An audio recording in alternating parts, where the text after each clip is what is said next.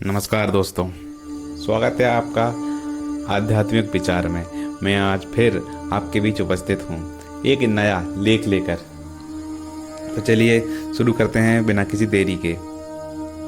महाकवि रत्नाकर के इस पद में ब्रह्मा जी माँ पार्वती को उल्हाना देते हैं कि आपके बालक के कारण संसार के सारे विघ्नों के अस्तित्व पर ही संकट आ गया है। अब लोगों को कर्मफल कैसे मिलेगा?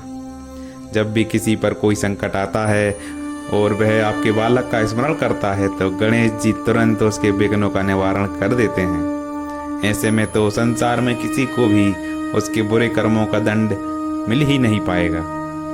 माँ पार्वती ने हंसकर कहा कि मेरा प्रिय गणेश सृष्टि में विघ्नहर्ता के रूप में ही तो प्रसिद्ध है। यदि वह विघ्न नहीं हरेगा तो उसे विघ्नहर्ता कहेगा कौन?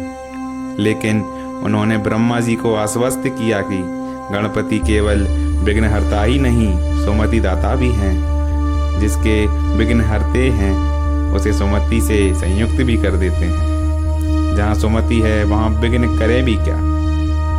गणपति आते हैं तो सुमति साथ साथ आती है। वाल्मीकि ने भी गणपति की स्तुति करते हुए उन्हें महाबुद्धि पुत्राय कहकर संबोधित किया है। भगवती पार्वती ही महाबुद्धि हैं तो उनके पुत्र बुद्धि प्रदाता हो भी क्यों नहीं। भगवती महाबुद्धि शक्ति हैं और शिव परम कल्याण। इसलिए जिसे भी शक्ति अथवा कल्याण का मार्ग चुनना होता है वह पहले से गणेश को ही प्रणाम निवेदित करते हैं। तुलसीदास जी ने रामचरितमानस लिखा तो प्रथम श्लोक में कहा वंदे वाणी विनायको। फिर विनय पत्रिका में उन्होंने प्रथम पद गणेश स्तुति का लिखा। किसी साधक ने उनसे पूछा कि ऐसा आपने गणपति के प्रथम पूज्य होने के कारण किया अथवा अन्य कोई कारण है? तुलसीदास जी ने कहा कि गणेश जी प्रथम पूज्य तो हैं ही, लेकिन जो मानस मैंने लिखा है उसे शिव जी ने रचकर अपने मानस में रखा है।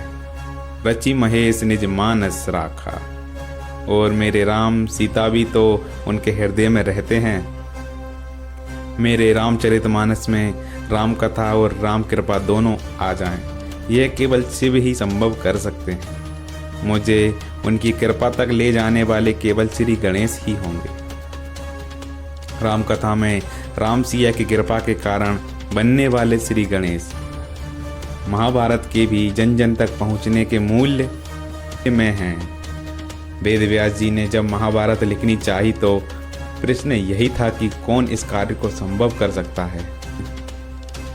वेद व्यास जी के प्रश्न का उत्तर ब्रह्मा जी ने दिया कि केवल गणेश जी ही यह कार्य संभव कर सकते हैं। वेद व्यास ने श्री गणेश जी से निवेदन करते हुए कहा भारतस्यास्य भवत्वं गणनायक। जो राम कथा शिव के मानस में थी और जो महाभारत वेद व्यास के मानस में थी उन्हें जन जन तक पहुंचाने में श्री गणेश की भूमिका है। क्योंकि श्री गणेश प्रत्येक शुभ के मूल में है। वे साकार और निराकार दोनों मार्ग का पथ प्रशस्त करते हैं। वे योग से लेकर तंत्र साधना में अग्रगण्य है। वे मूर्तिमान भी और तद्वता भी विद्यमान है। इसलिए पंथ चाहे कोई भी हो, पद्धति चाहे कुछ भी हो, प्रथम पूज्य तो श्री गणेश ही होते हैं। वे मोदक के वैशिष्ट से लेकर दुर्वा के साधारणता को सामान्य भाव से प्रियता प्रदान करते हैं। इसलिए भी वे गणनायक हैं। गण ईश है, गणपति हैं और स्वयं गण भी है। वे सर्व में स्थिर होकर सर्वनायक बनते हैं। चाहे सेव हो या शाक्त, वैष्णव हो या शौर्य, सगुणोपासक हो या निर्गुण उपासक, जो सर्व को प्रिय है वह श्री गणेश ही है। यह सर्व स्वीकार्यता की गणनायक होने के मूल में है। हम पूर्णता के परम लक्ष्य तक पहुंचने के लिए किसी भी मार्ग का आश्रय लेते हैं तो कहते हैं श्री गणेश करते हैं, और यह श्री गणेश वहां पहुंचाता है जहां पहुंचना उसका परम लक्ष्य है, जहां मूल चेतना तद्व रूप में गणनायक ही है। नमस्कार दोस्तों, आज के वीडियो में बस इतना ही। अगर आपको ये वीडियो पसंद आया हो तो लाइक, कमेंट और शेयर करें, और अभी तक आप इस चैनल पर नए हैं तो सब्सक्राइब जरूर करें। हम ऐसे ही विचार और कथा